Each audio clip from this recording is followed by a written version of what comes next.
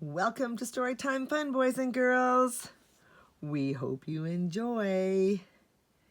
Today's story is out of the Walt Disney Storyland book. And today's story is called The Brave Little Tailor.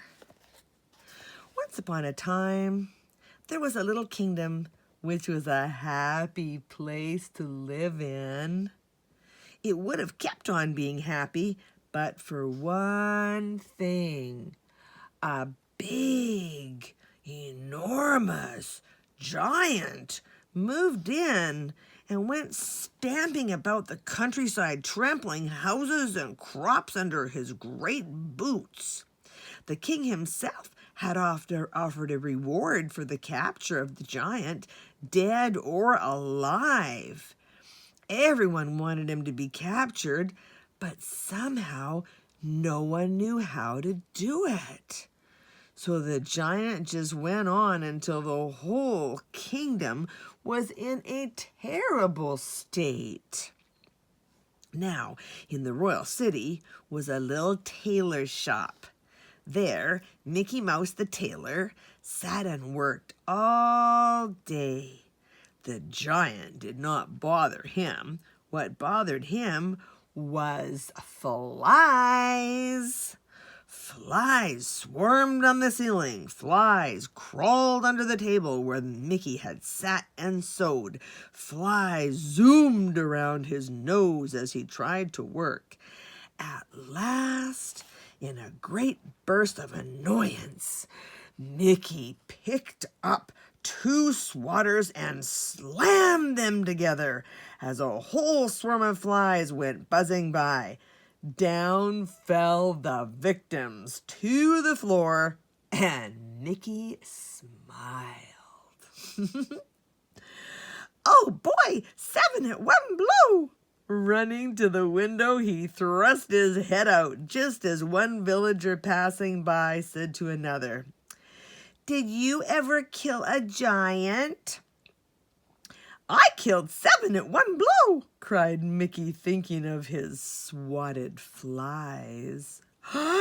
7 at one blow, echoed the villagers, picturing a kingdom full of giants laid out at Mickey's feet.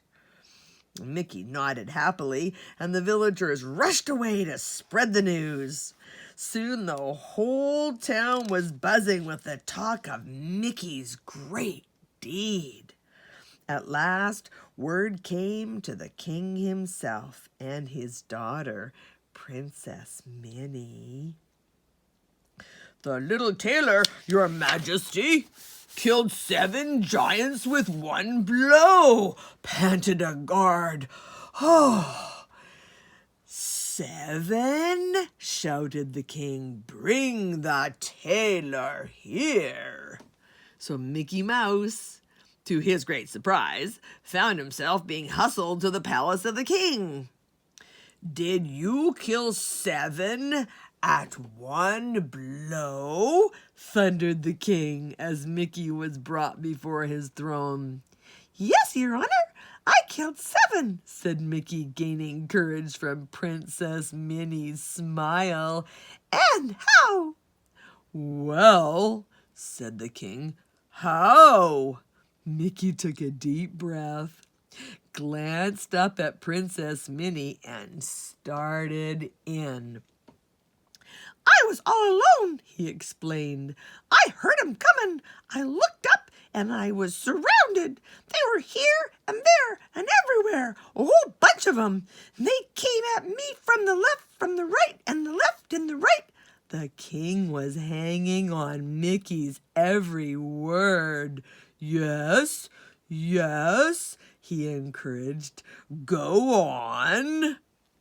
"They were coming closer, and the fight was on. I swung and I missed. I missed and I swung. I swung again and again and again. They were right on top of me."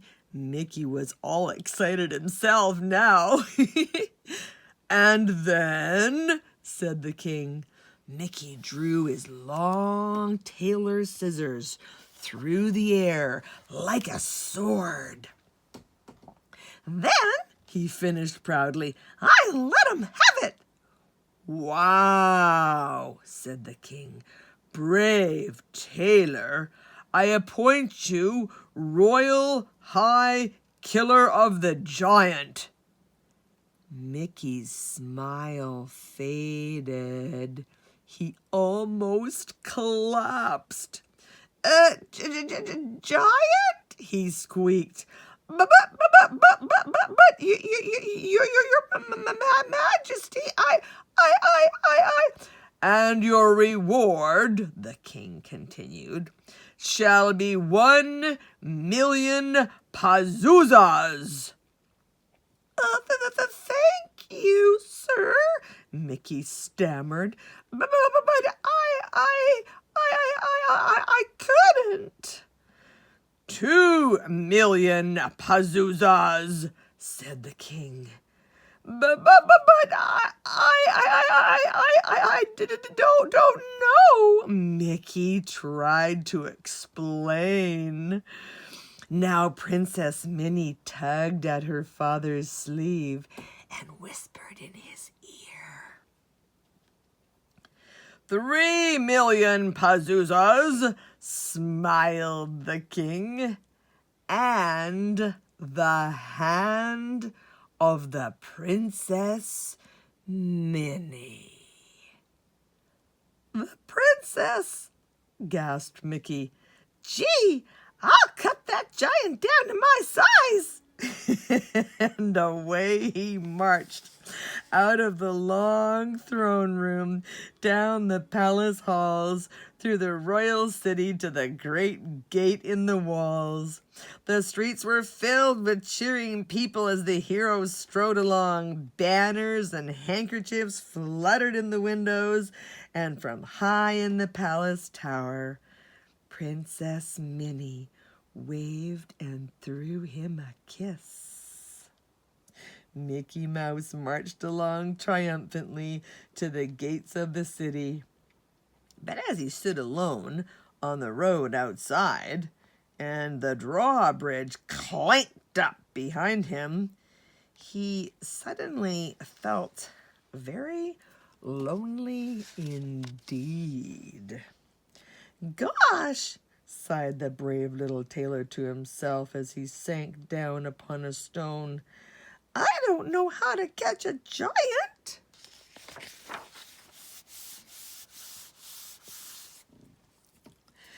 As he sat there with his head in his hands, Mickey felt the rock beneath him tremble, and a great shadow fell across the ground. The giant! Mickey gasped, and he began to run as fast as his legs would carry him.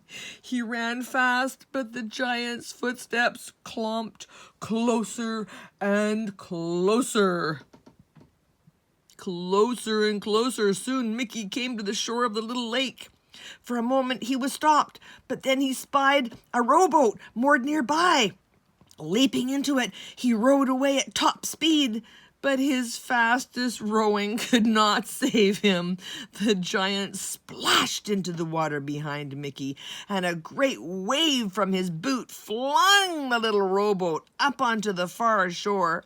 Mickey jumped out and raced away, but the huge black shadow of the giant spread across the landscape, and the thudding footsteps were very close now. As the giant overtook him, Mickey dove into the cartload of pumpkins and burrowed in among them. He peeked out of his hiding place once, only to see the giant seating himself on a cottage roof beside him. The cottage crumpled softly beneath the tremendous weight, and the giant grunted a comfortable grunt. Then he spied the load of pumpkins, and a hungry smile spread across his face.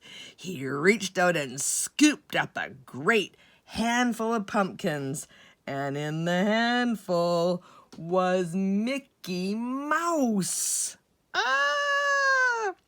Mickey scarcely had time to figure out what was happening. He felt himself being lifted through the air.